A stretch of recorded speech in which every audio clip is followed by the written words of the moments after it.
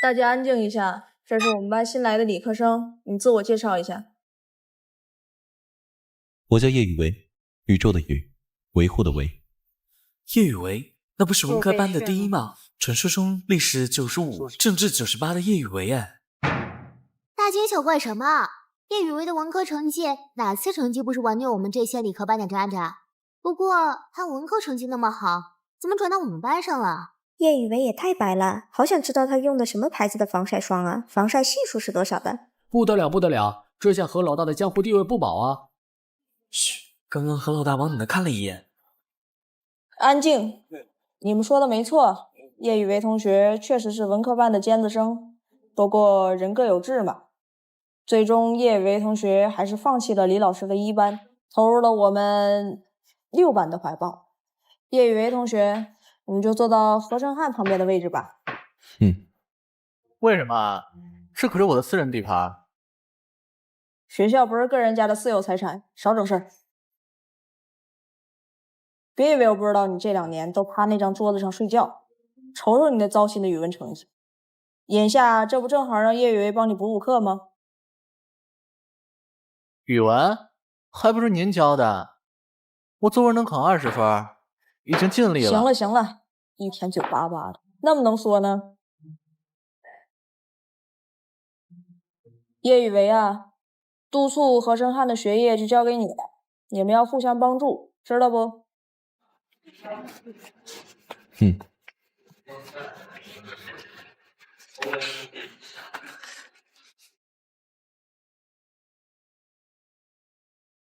叶宇文，有没有人跟你说过，你好像一只猫啊？你是第一个。还没自我介绍呢，我叫何成汉，米兰昆德拉那本不能承受之生命之轻的成，浩瀚宇宙的瀚，以后就承蒙叶兄多多关照了。你是不是猫奴啊？怎么能这么说啊？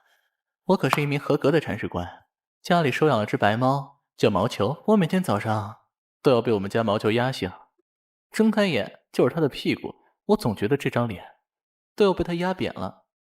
除此之外，毛球还特别温顺，整天就黏着你转。你话好多啊。初次见面就得叶兄如此评价，是不是不太好啊？你看我们2个人，总得有一个人说话啊，不然高中这最后1年生活也太枯燥了。看你这么冰山高冷的，肯定不能当捧哏，我只能降低自己的身份来当逗哏了。但也不能都是我一个人全说，叶兄偶尔也可以附和几句的。附和不了，告辞。你俩别说话了，咱们抓紧时间上课。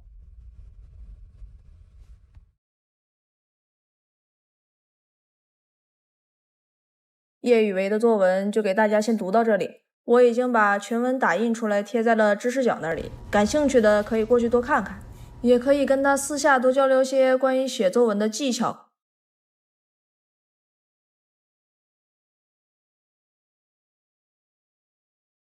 哎，借我看看。你也在追潜藏有意的轻小说啊？什么？不认识就算了，我是觉得你的文风跟我喜欢的一个作者超级像的，你简直就是在模仿他的风格。哦，我可是在夸你，给点反应好不好？多谢。叶宇伟，你对待同桌的态度也太严格了吧？你已经是我有史以来讲过最多话的同桌了，你应该稍微开心一下。你之前并没有同桌啊。从同桌扩展开来，你也绝对是我一天之中讲过最多话的朋友。那你的朋友们其实都挺幸运的。叶宇伟，你其实是毒蛇属性的吧？作文看完了吗？看完了还我。不该，我慢慢看。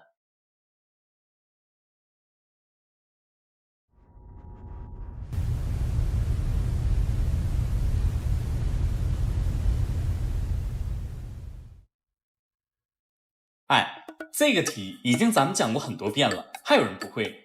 那王小红还有丁黄刚，你俩还错是不是？还有王旭，王旭啊，这题你也错了。哎，就讲最后一遍。哎，你会就会，不会就拉倒。哎，你爱听不听，工资我照拿啊！哎，行，不压堂。哎，下课吧。哎，对不起啊，不小心就睡着了。下次你想睡觉的时候跟我说，想靠哪里都行。还丢人。帮你占1个月图书馆的座，怎么样？行吧。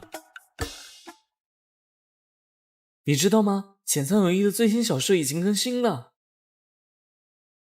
游一拖了几个月，终于更新了，我还以为他消失了呢。没有浅仓游一的最新话看，我要死了。浅仓再不更新，我就真的要给他家里寄刀片了。更新了！游一终于想起来他没有填完的大坑，我要给游一花钱。哦，现在个赏先。我觉得浅仓游一可能不太想有你这样痴汉的处分。叶雨文，你这是嫉妒？什么时候你能写出来跟游一一样出彩？我肯定也给你刷榜单。不为五斗米折腰，刷1年。成交。我想收回我说的话。晚了。叶雨文，这可是你说的啊，你一定要写啊。放心吧。游一的文笔太细腻太美好，我感觉自己恋爱了。你们家的猫是不是也恋爱了？你不说我才发现，难怪它整天喵喵叫的，有事没事蹭着我的大腿。可我他喵的也是个公的。偷的。真的，叶雨文，你也考虑考虑写个轻小说出来吧，我觉得肯定会有很多人看的。写什么类型的？当然是恋爱题材啊，校园恋爱这种。游一写的就是少女漫画恋爱类型的。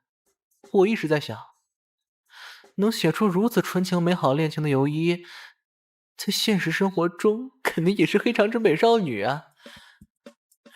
哎，不知道什么时候游一才会搞线下签售会啊。恋爱题材的不擅长啊。艺术来源于生活，难道叶以为你至今都没谈过恋爱吗？我们是高中生，不能谈恋爱。没事儿，俊美如我不也是单身至今？单身不可怕，难道以后就不单身了吗？要我说啊，单身就是一种常态，以平常心对待，没有什么大不了的。单身还是一种优秀的习惯，单身久了，可能要考虑下是不是对姓氏的要求太高了。赵钱孙李，周吴郑王。叶兄，你应该找一个姓花的姑娘。写作文没见你这么多套路。全仗叶兄坐在旁边耳濡目染吗？这不是？哼，服了，夜幕甘拜下风。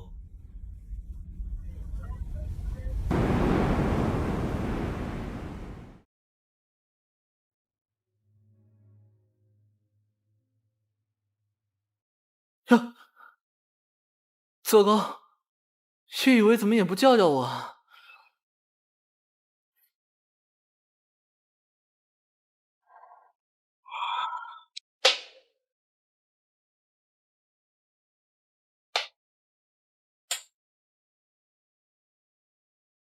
我靠！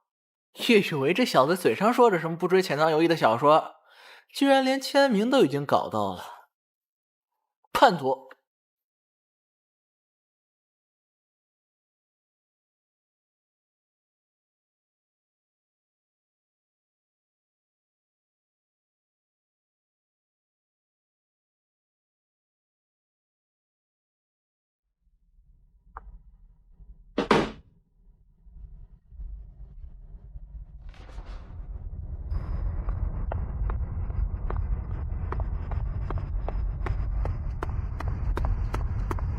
叶伟，你是不是跟浅仓由一私交很好啊？怎么这么说？我都看到了，手稿都在你这里。你放我东西？我没有，是他不小心掉下来。我不信。看在同桌的情谊上，叶雨文，你帮我搞个签名呗。我跟他不熟。能要到手稿的人跟尤一关系肯定好呀，你就帮我也弄一个呗。以后你想要谁的签名，我4点就起来帮你排队，还负责合影、后期修图、打印照片，一条龙送到你家。跑过我再说。叶雨文，你等着。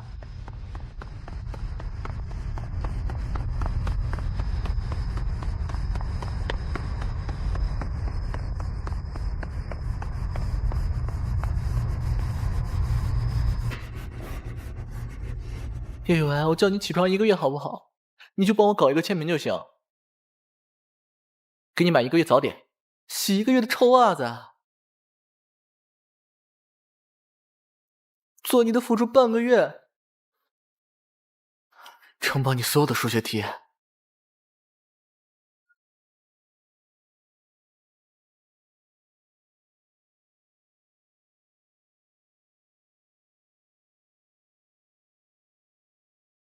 叶文，你可真是深藏不露啊！一时兴起写的罢了。无形圈粉最为致命。叶雨维啊，你是不知道多少宅男如果知道浅仓由一是个男生，是该有多么心痛啊！无所谓。天理难容啊！哎，对了，明天出模拟考试成绩，不知道叶兄会考第几名啊？明天见。哎，就走了？都不等等我？那明天见啊！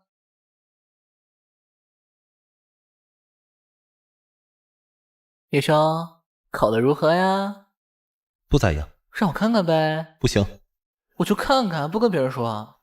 拒绝。看文科的 No 我看理科的。啥情况啊？难道叶兄这次发挥失常没考好？不存在的。那你为啥不给我看啊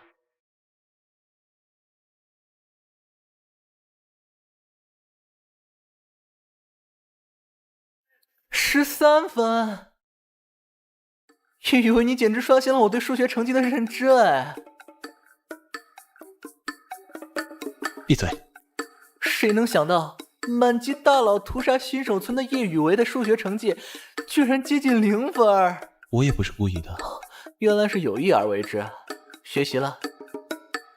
哎，我终于明白，为啥班主任要让你坐我旁边了。原来不是想让你帮我补习语文，而是想让我帮你匡扶数学呀。那真是有劳班主任费心了。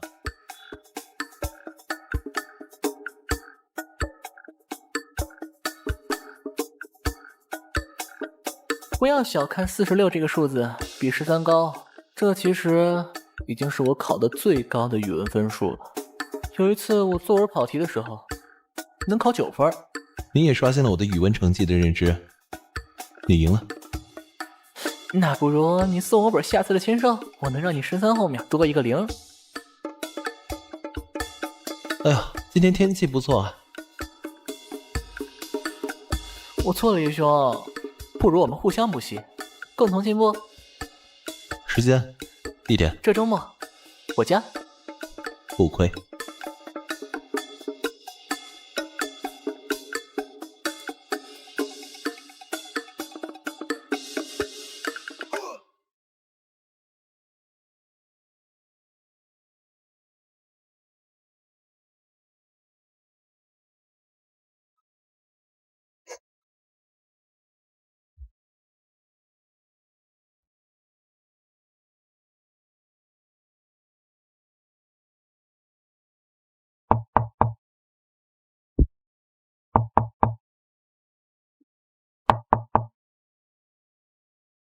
我就知道是叶兄来了。我刚刚才给你打过电话，好吧？那也是我这个开门的及时嘛。快进来吧，拖鞋给你找好了。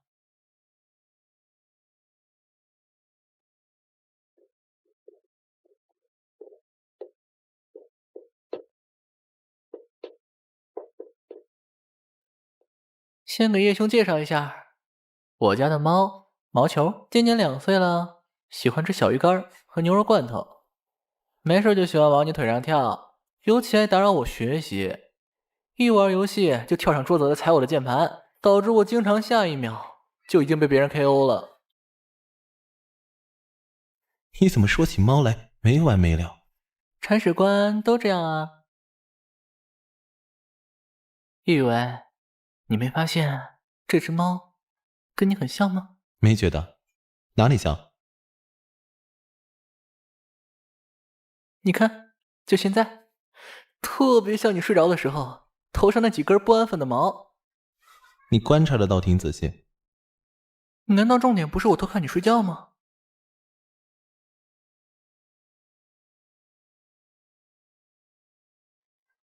我已经故意避开了这个话题。没关系，反正你也看过我睡觉啊。我不是，我没有。你有，我都看见了。上次我睡觉的时候，你还偷偷帮我垫书来着。我是想让你被老师看见，好点你的名起来回答问题。还有那一次，我睡着的时候，你干嘛也爬过来睡觉？你都不知道我醒来的时候，眼前面对这么一张帅脸，差点就大叫了好吗？我何时在你旁边睡觉了？哼，小伙子，嘴真硬。再说了，你睡得跟死猪一样沉，还能比我先醒？你怎么知道我睡觉很沉？我猜的。你偷看我睡觉？我没有。你偷看我睡觉？不可能。你偷看我睡觉？我没有。你偷看我睡觉？你瞎说。你偷看我睡觉？我明看的。你还是看了？又不是我一个人看，全班人都看到了。老师过来还让我们别叫你。叶兄，你太不仗义了，你都不叫我。行了行了，还补习不补习啊？都1个小时过去了。补，现在立刻马上就补。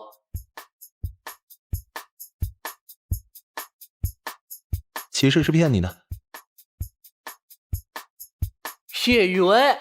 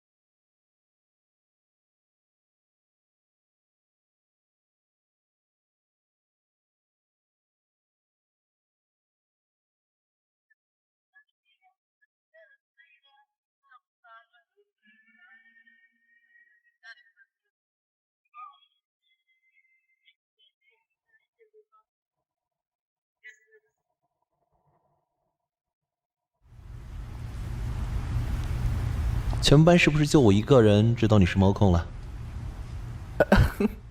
没有那么夸张吧？我真的有这么猫控吗？你不知道，在我们补习的这段时间里，你已经摸了8次毛球的头，5次凑过去亲它，3次把它抱到怀里，2次给它喂小鱼干吃了吗？哇塞，叶雨薇，你这个计算能力在这个时候真的好好啊！你应该反思一下，是什么激发了我的潜能？可是它真的很萌哎，叶雨薇，你不觉得猫简直是世界上最可爱的生物了吗？你看那粉色的肉垫，就好像是北海道盛开的樱花一样治愈。毛茸茸的尾巴，摸起来绵端端的触感，尤其是它的眼睛，仿佛装着整个碧海蓝天，看一眼就觉得要被吸进去了。没救了。你应该说啊，喜欢猫的男生心里一定都住着天使。你少女漫看太多了。我只看游一个人的轻小说。我要把你空猫的不正常发展倾向跟潜藏游一反映一下。叶兄，你不能破坏我在游一心中的美好形象。你还有形象可言吗？不，我觉得我还能再抢救一下的。治不了。新猫一大口，健康快乐30年，独乐乐不如众乐乐。来，叶兄也吸一口。哎，叶某的清白自此毁于一旦了。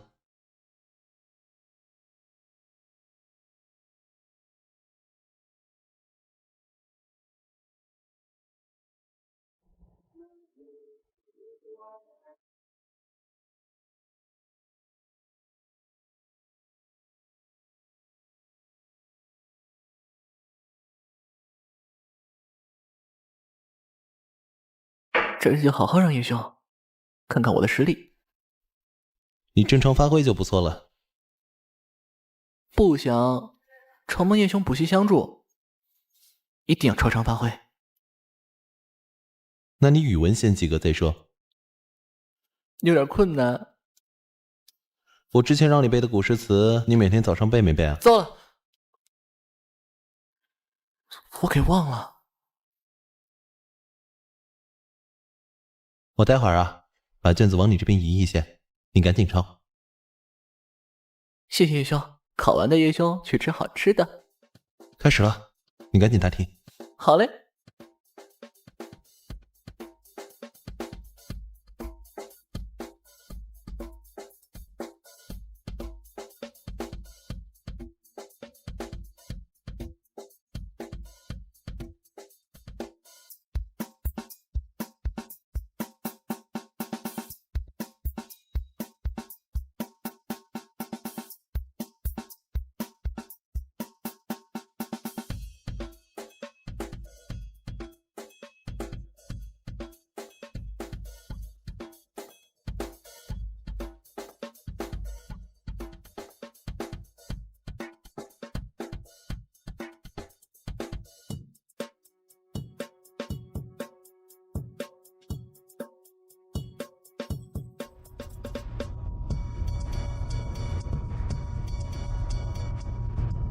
老师，我要换座。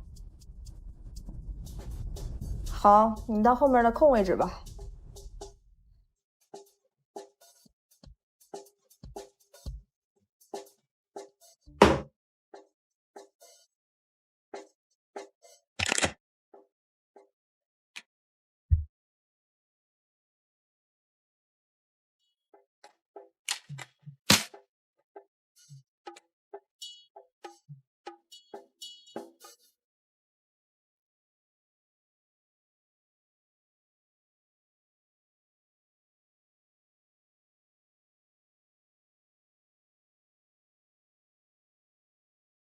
叶雨薇，这周去你家补习了。怎么了？第一次去你家，有点小激动。会让你失望的。啊？没什么，周末见。哦，好。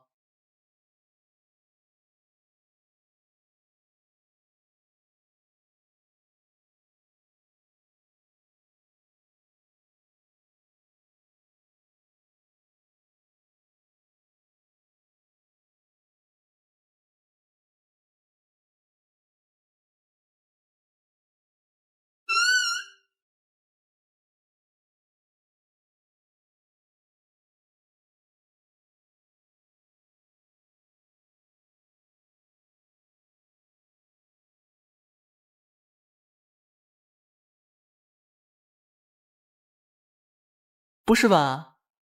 你内裤上的卡通图案也太幼稚了吧？这算是你的特殊爱好吗？我明白了，原来你喜欢这种幼稚款啊！那是我妈买的。不用解释了，解释就是掩饰，我懂。你懂什么了？天底下的妈妈都是相同的。不信你看，其实我的内裤上也是有卡通图案的。行了，谁要看你的内裤啊？义兄原来喜欢科比呀？之前问你的时候，你还死活不说呢。什么时候？你不记得就算了，反正我都记得。喜欢好多年了。不要突然这么伤感嘛。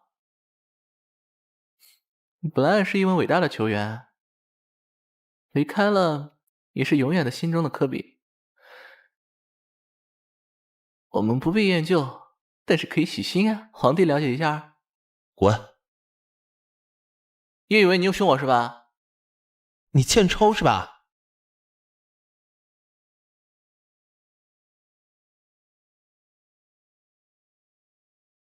钟爱生命，少看余华。你就适合看你的浅仓游一，游一使我快乐。恋爱都没谈过，看什么纯爱小说啊？是你不了解游一。我了解你就行了。叶雨为，你还在用浅仓游一的笔名写小说吗？这些可爱的女孩子大概不会想到，其实浅仓游一的背后是个男生吧？我也曾经翻看过几页你写的东西，但是我对文字实在不感冒，看了一圈就开始犯困。转学之后的生活都还适应吗？我下个月我好像有空来你们学校的样子，到时候带我转转吧，杜莎比。你怎么不早说你是浅仓游一啊？我为什么要告诉你？我不再稀罕你的签名了。我没打算送你。我再也不会给你花钱了。你还说帮我刷1年的榜单。梦想就是拿来破灭的。哼，墙头草，不过如此。我曾经以为你是黑长直的美少女。让你失望了。我幻想你是我的梦中情。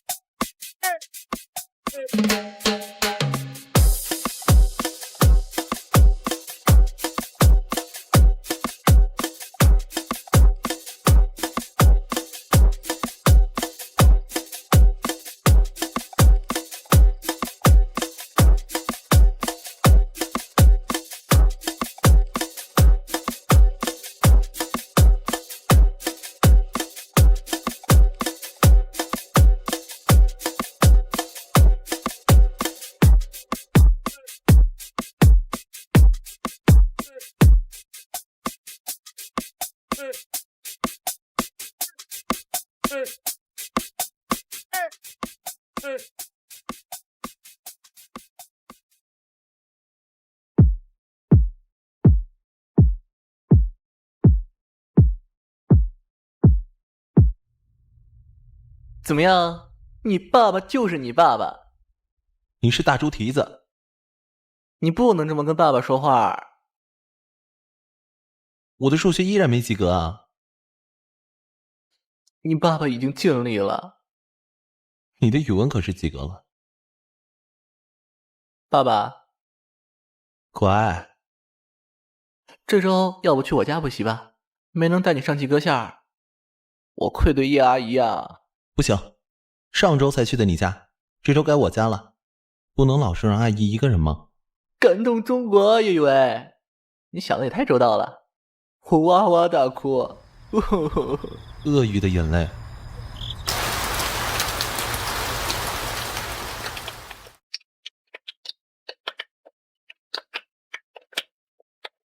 阿姨阿姨，您看叶雨薇的数学成绩啊，是之前考试成绩的6倍不止呢。多亏了小何帮我们家雨薇补习了，真棒！今晚阿姨多买几个鸡腿给你俩补补。妈，我想吃青菜。多吃点肉啊！不过还是叶兄厉害，托叶兄的功劳，我的语文成绩终于及格了。你明明是之前懒得学，给你指点的时候你全都会。小何就是聪明啊，天生的，不像我家雨薇啊，从小就是一副呆呆的样子，活像一个书呆子。妈，你在外人面前都不是这样的。对，这可能得怪你爸，毕竟我也是一个文科生，偏偏你爸也讨厌数学，基因跟不上。你爸得背锅。哎，真逗。中午比较困，你俩可以先午睡一会儿，起来了一会儿再学习。跟叶兄同床共枕的这一天终于来了，想你的夜。公鸡开嗓。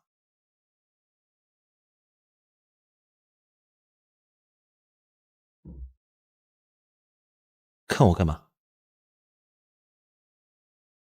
我只是觉得你这么白，剩一腿子的毛，似乎不太和谐。我看你也挺白的，要不要我用剃须刀帮你把毛全都剃了？叶兄要帮在下刮胡子，荣幸之至啊！来吧。不敢抢了未来嫂子的业务。叶雨薇，我真觉得我没人要啊。我也没人要。要不你来做我家的猫，我倒是能考虑考虑。你心里是只有猫了吧？喵。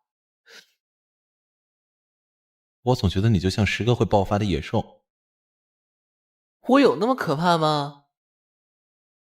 不是吓人的程度，只是我感觉飘忽不定，捉摸不透。原来你在揣摩我的心思。我更宁愿去猜测一朵云到底会不会下雨。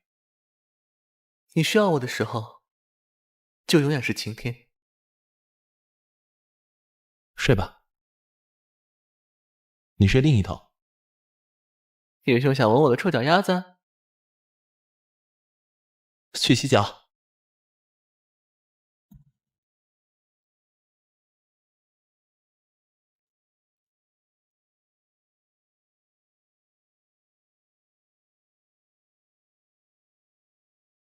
我睡不着。你睁着眼睛怎么会睡得着？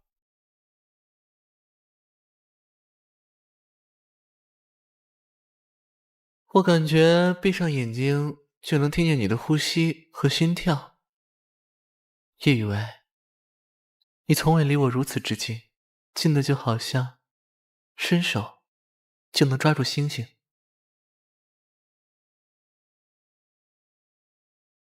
我们同住3个月了。在学校的时候跟现在不同，现在是可以摸得到的叶雨薇。你又把我当你家的猫了。每次在这个时候，你总是拿毛球当借口。我对你来说，不就像一只猫一样可有可无吗？你是我最好的兄弟。睡吧。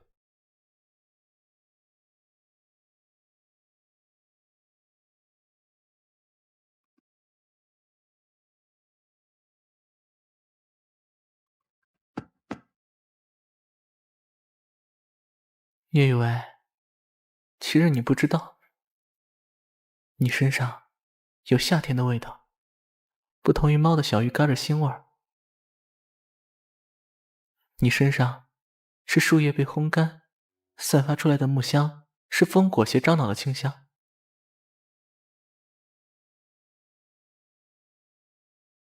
以前坐你旁边的时候，闻到这个味道我就想睡觉，现在却怎么都睡不着了。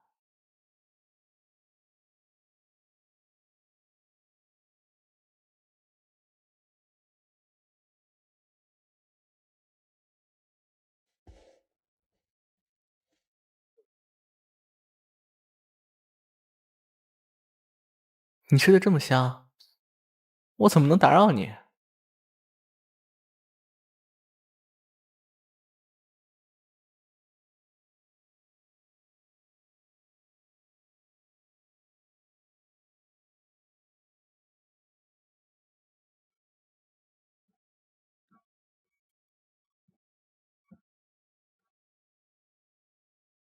杜莎昨天打电话说今天来看你，你吃完饭准备一下去接她。他都没给我打电话。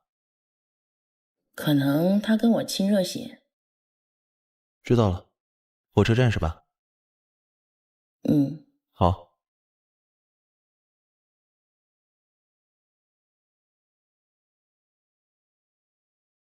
雨薇啊，你对何成汉什么看法？什么意思？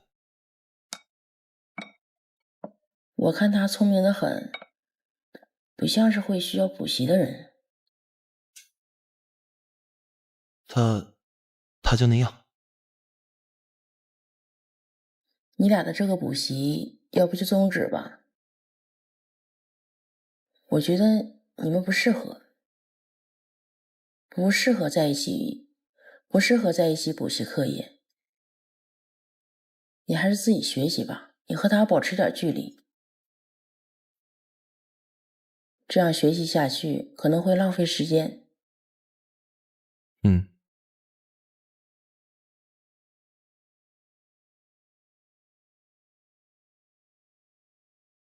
以后不要再带他来家里了，你这周也不允许去他家补习，好好待在家里复习就行，妈妈会给你做好吃的。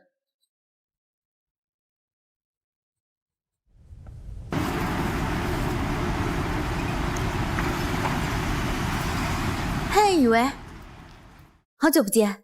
好久不见。你怎么还是那么白啊？羡慕死我了。太阳晒得少而已。我可不想听田径第一的优质运动员如此回答我啊。到高中就没跑了。哦，这样啊，没事嘛。高中学业忙，上大学也可以接着跑的。嗯。我肚子饿了，还没吃饭呢。想吃什么？不知道。想吃米饭还是面食？甜的还是咸的？火锅还是烤肉？叶雨薇，你这致命3问出来，我的强迫症更严重了。打车去我家吃。我喜欢啊。垃圾食品。这个好。就知道你要吃这个。那你干嘛不早说啊？没营养。我喜欢。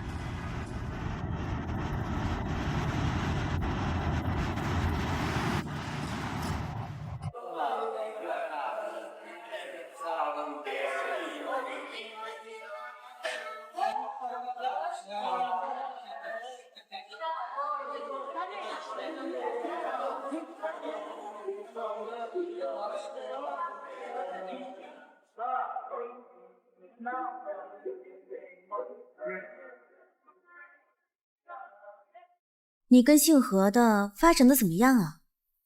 什么怎么样？你打电话给我的时候可是一口一个陈汉的。我有吗？你当然有，你说起他们家的猫都能说半个小时啊。可怜你这个云养猫晚期患者了。喜欢猫的男生内心都住着天使。酸，心疼我的话费。差多少？我帮你交。算了算了，反正都是你打给我的，接听免费。套路。跟你学的。从下个周开始，我就不去他家补习了。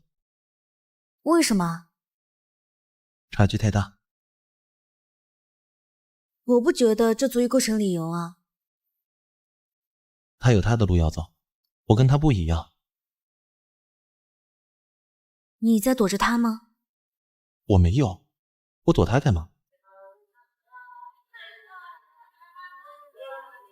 这个只有你心里最清楚，是想要靠得更近一点，还是保持距离好一些？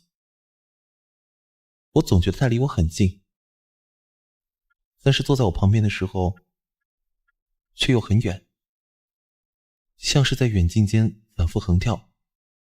这种忽远忽近的迷离感，就让我失眠好几个晚上。我觉得你们应该面谈一次，说出内心中的想法。那一天，他坐在公园的椅子上，认真专注地玩弄着手里的魔方，碎发滑下来，遮住了部分眼睛，好像周围的风景都不存在一般。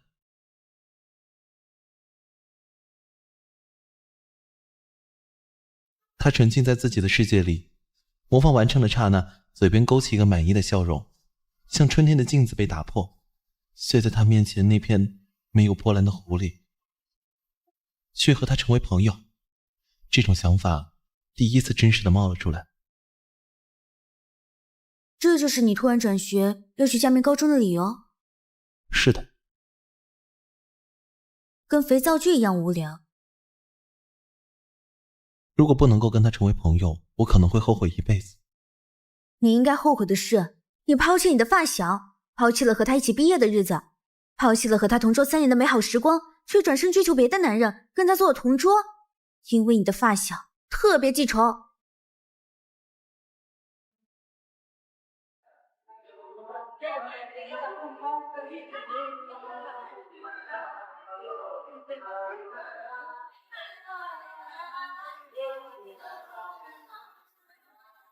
我猜何晨还并不知道，他的旁边到底坐了一个多么处心积虑想和他嫁好的大魔王。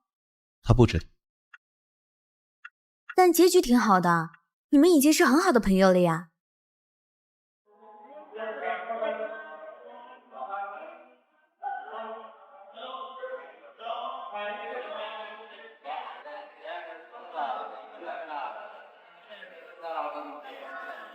陈汉。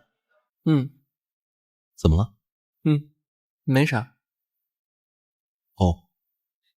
你现在在哪儿？我在外面啊。哦，那你注意安全。我一个大男人能有啥事儿啊？喂，你每天不照镜子的啊？你不知道自己那张脸到底有多帅吗？出个门很可能会被来路不明的女生勾搭，然后缠上你吗？太夸张了吧？那不是你吗？这么说被缠上，其实你很开心？莫名其妙。挂了。喂？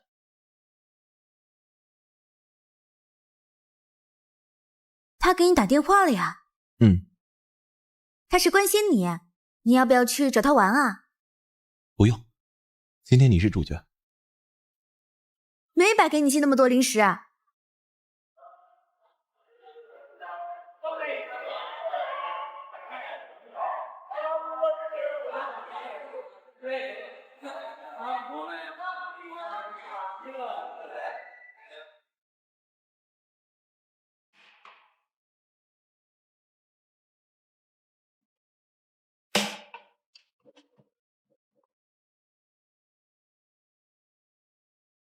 你今天咋了？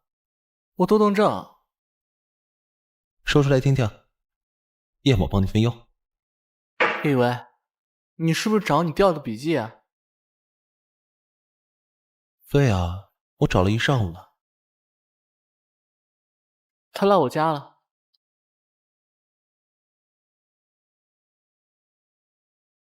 对了。什么？我这周不去你家补习了。为什么？没什么。那我去你家。不行。你家藏人了？藏猫啊。那为啥？我想一个人学习一段时间。高3一晃而过，我不想浪费时间。跟我在一起很浪费你的时间吗？我不是这个意思。我就想在你旁边看你学习还不行吗？你在我旁边我怎么学习？你在我旁边我都能学习。你今天早上的笔记都抄错行了。这是个意外。意外往往都是致命的。那只是因为我当时在想别的事情。上课你还要想什么？我在想你们家的洗衣粉什么牌子的，闻起来真香。龙岩，哦，我要学习了，你安静会儿。哦。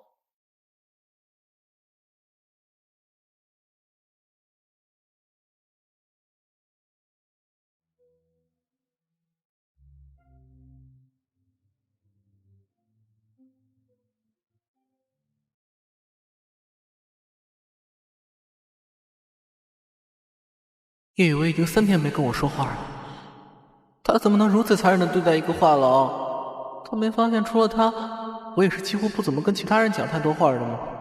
我把我以后10年的话都说给他听了，他应该还我一点，分期来还。叶雨薇昨天睡相不好，头发又乱了，开学以来只认识叶雨薇了，现在叶雨薇不理我，我该跟谁玩啊？毛球都已经离不开你了，你怎么能狠心的不去看他？未来有那么重要吗？没有我陪着你补习的未来，你要吗？叶雨薇好像熬夜了，叶雨薇是不是交了女朋友？不是说一个人要安静的学习一段时间？那个女的究竟是谁？叶雨薇，叶雨薇，你怎么了？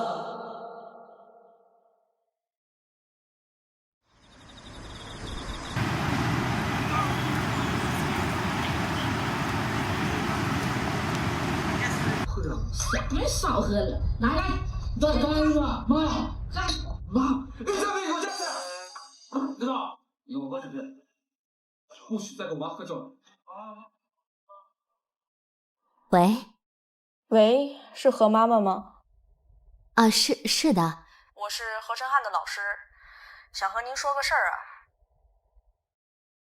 这次何晨汉居然连他最拿手的数学都考得很烂，这在他3年来是从未有过的。何晨汉最近是有什么心事儿吗？陈汉在家里挺正常的，就是上个周叶雨薇没来我们家，我就问了他几句，他就突然跟我发脾气，吼了我几声，之后把自己关在房间里再没出来。陈汉跟叶雨薇吵架了吗？他俩的补习计划我早有耳闻，叶雨薇的数学成绩确实提升了不少，我对这个计划也是支持的。哎呀，陈汉的语文也终于及格了。从前他俩形影不离的，去哪里都是在一起的，上课也是说说笑笑，关系非常好。这个周开始确实疏远了很多。那会不会是闹矛盾了呢？背不住啊。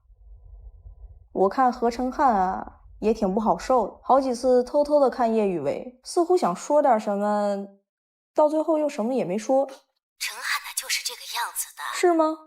碰到了特别喜欢的好朋友就不会说话了，想要靠近又不知道怎么相处，就在原地踟蹰，一个人纠结。我问他吧，他都不告诉我的。你回去多开导开导他，现在正是关键时期，要把心思多用在学习上。哎，好嘞，我回去就跟他聊聊，问问他发生了什么了。好的，那我们随时保持联系。哎，好，谢谢老师。好的，再见，何妈妈。哎，再见。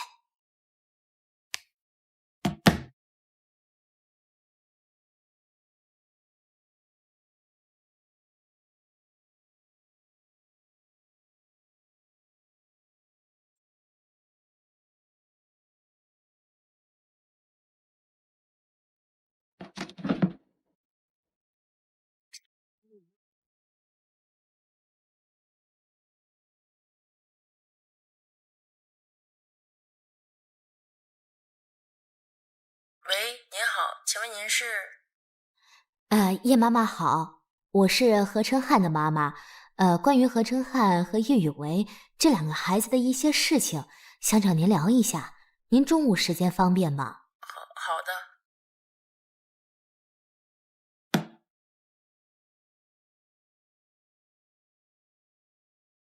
贸然打扰叶妈妈，是想跟叶妈妈打听一下，我家儿子陈汉跟叶雨薇是否发生了一些矛盾。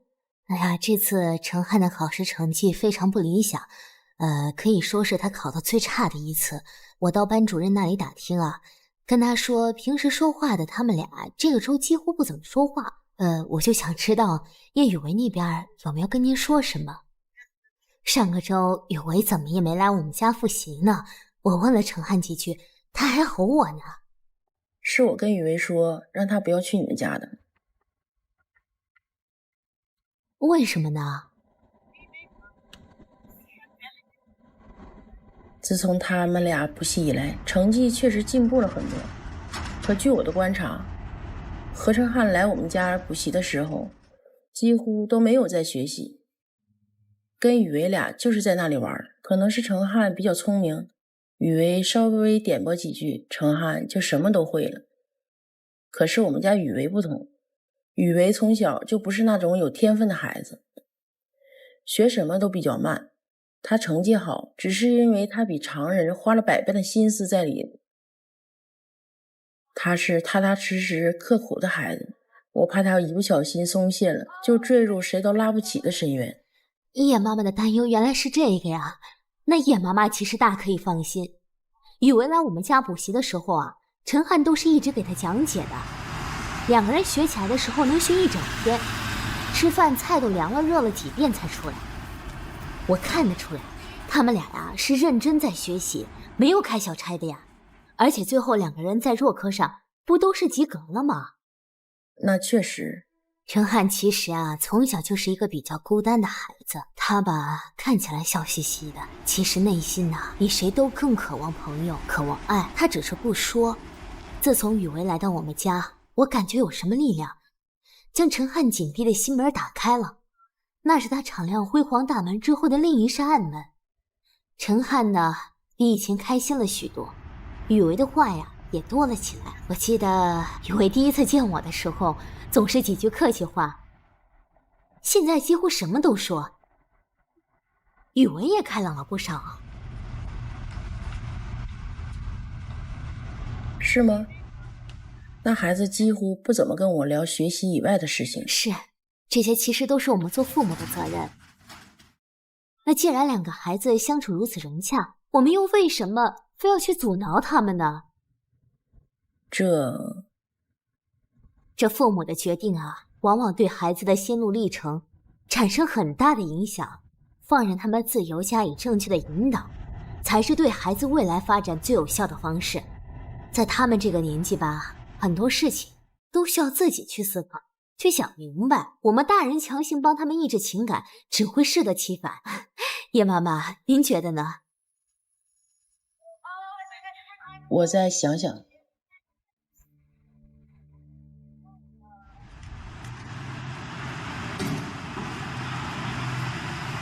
叶雨薇，叶雨薇，叶雨薇，叶雨薇，干嘛？你终于理我了。说事儿。你明天放学等我一下。没空。我有话跟你说。现在说。现在不行。明天不行。现在没有气氛。你告白啊，还需要气氛？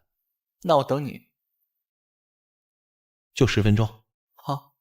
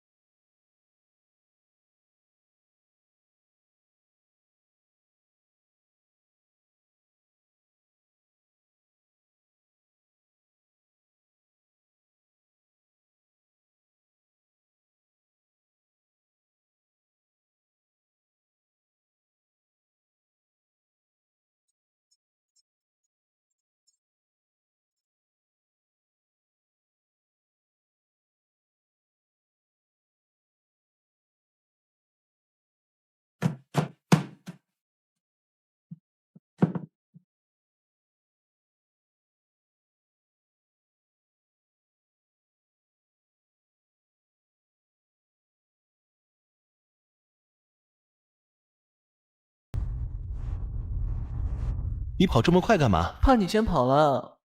你不是有话要对我说？到了你就知道了。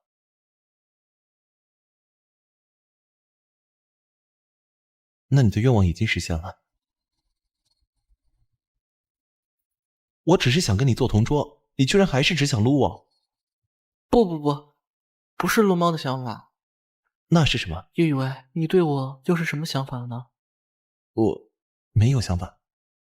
据不完全统计，你偷看我睡觉的次数是21次，想伸出手摸我是34次，对着我无缘由笑是47次。叶雨薇，你是不是喜欢我？你想多了。若是你对我的想法跟我对你的想法其实是一样的呢？所以说，其实你每次都没有睡着。你不睡，我怎么敢睡？我打呼噜会吵到你。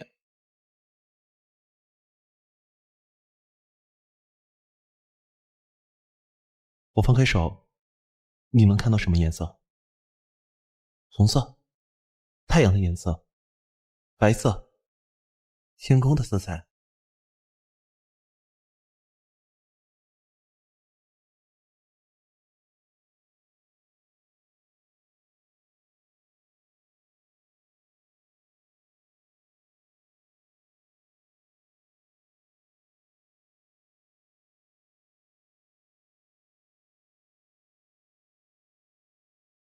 雨薇，下雨了吗？我看到了一道彩虹。是你心中的颜色。你愿意跟我在一起了吗？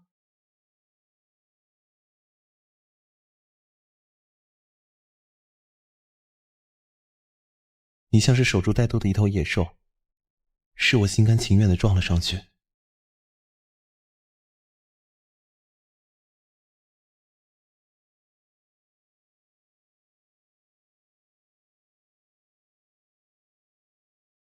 这周叫何成汉过来我们家吃饭吧。什么？还没有好好跟他道谢。怎么突然？他妈妈找我聊过了，我想了很久，就任由你们俩去吧。拥有一个知心朋友不容易，在你以后的人生道路上，未必能找到这么一个能让你发自内心开心起来的伙伴了。到时候你惋惜追忆这段忙碌的高三生活，责怪妈妈当年阻挠你们俩来往，让你从此丢了一个这么重要的朋友。妈妈可不想承担这样的风险。妈，你说什么呢？好了，这周叫何成汉过来吃饭吧。你在学校也要多多与他交流，不要什么事都往心里放，憋着不说，憋坏了怎么办？我走了。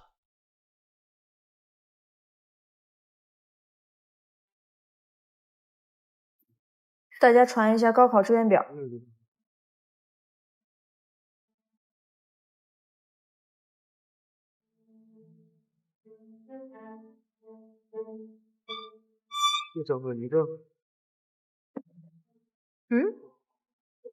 怎么了？哎，你准备去哪所学校啊？为什么要告诉你啊？你们还有选择的余地啊！我只能等着成绩出来，被学校选。这个志愿到底是填人生未来发展规划，还是大学啊？怎么？难道你想去拯救地球？提到题，这记视频就是视频，哎，你就是这样做。然后你这语文让我看一眼呗。没啥好看的。放学请你吃饭。我先看看你的。不改。那你看我的干嘛？想看不行啊。你李泽言啊？原来你喜欢这个类型。哇，不太好。写作。什么？没听清楚算了。职业的。我觉得不靠谱。叶雨薇，你换个志愿吧。你怎么这么事儿啊？你想啊，现在做什么不是吃青春饭？你要不包装下自己，去做色情男主播吧，来钱快。你才是色情男主播。我以后可不想养你啊，我还指望着你养我呢。出息。叶雨薇，我真的要走了。卡丁纳国吗？不远。要等我啊，我一放假第一个回来看你。我会忘了你的。那我不走了。骗你的。我想了一个晚上，不是想你啊，我是想未来自己能够做什么。我对生命科学挺感兴趣的，去美国做研究应该能找到答案。加油！可是我舍不得你。我们未来要走的路不一样。不管我们两个人的轨迹有多么曲折，我都会修复它。